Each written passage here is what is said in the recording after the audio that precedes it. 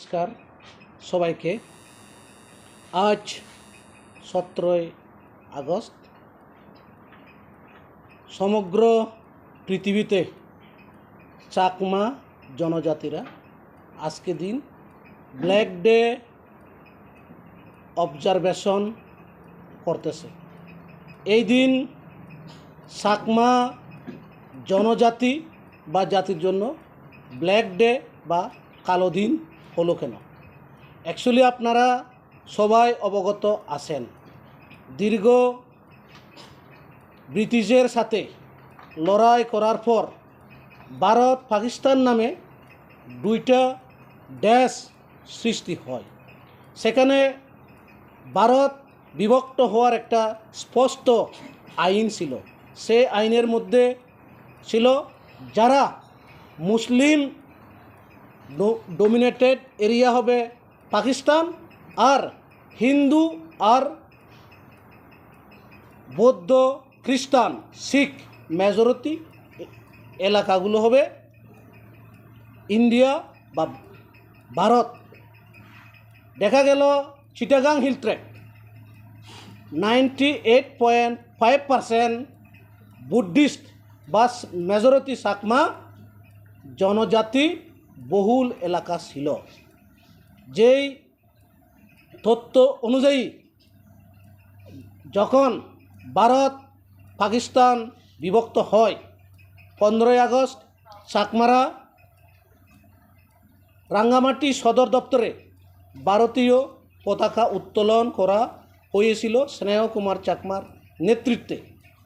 কিন্তু দুর্ভাগ্যের বিষয় হচ্ছে 16ই আগস্ট একটা আমরা দেখলাম দিল্লির বাসভবনে বাউন্ডারি কমিশন নিয়ে আর্গুমেন্ট হলো, আলোচনা হলো, তর্ক বিতর্ক হলো।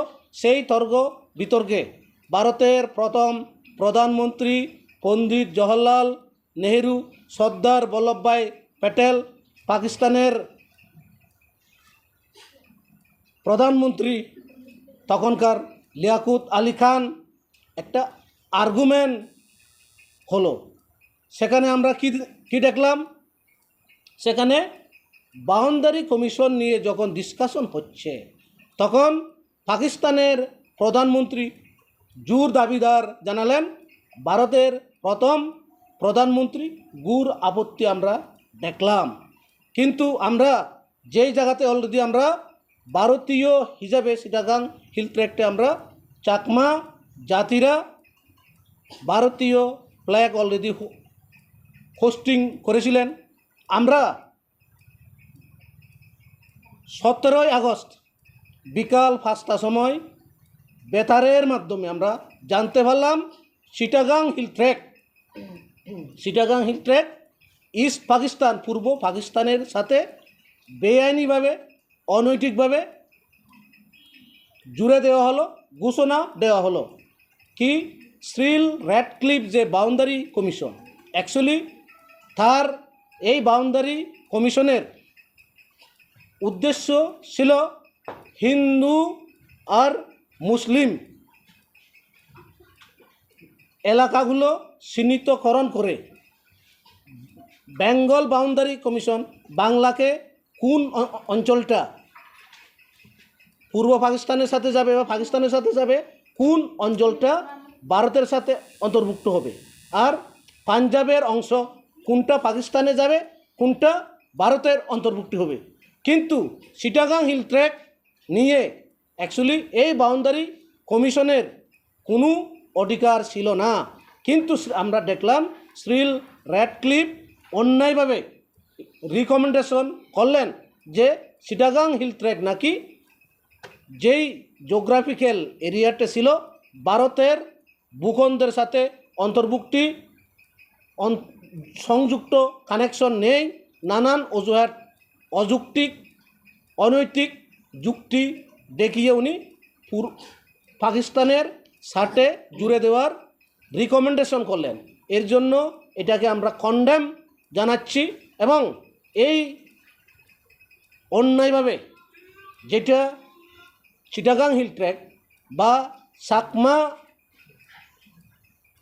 কিংডম এরিয়াটা অন্যায়ভাবে দেওয়া হয়েছে। আমরা জানতে পারলাম, আমরা অ্যাজ এ ইন্ডিয়ান আমরা যখন আমরা ভারতীয় পতাকা পর্যন্ত পোস্টিং করলাম, উত্তোলন করলাম, এর জন্য আমরা 17 তারিখ যখন আমরা জানতে পারলাম বর্তমানে চিটাগাং হিল ট্র্যাক্টের যারা চাকমা জনজাতি সহ সেই চিটাগাং হিল ট্র্যাক্টে 11 দফা জনজাতি বর্তমানে বা আদিবাসী আছেন, তাদের অবস্থা বিপন্ন। এবং চাকমা জনজাতি ইন্ডিয়াতে 5টা স্টেটে যেই জায়গাটা আমরা এসটি হিসাবে রিকগনাইজ, কিন্তু আমাদের চাকমা জনজাতির উপরে একটা নেগেটিভ একটা ছাপিয়ে দেওয়া হয় যে চাকমারা ইনফিলট্রেটর, চাকমারা ফরেনার, বাংলাদেশি। অ্যাকচুয়ালি আমরা ভারতের ত্রিপুরা, মিজোরাম, আসাম, মেঘালয়, ওয়েস্ট বেঙ্গলে আমরা এসটি হিসাবে স্বীকৃত। এটাই দুর্ভাগ্য। এর জন্য এই যে 70 আগস্ট চাকমাদের যে একটা অধিকার যে বঞ্চিত হয়েছে, চাকমাদের যে চাকমা জনজাতির যে একটা স্টেট হওয়ার কথা, একটা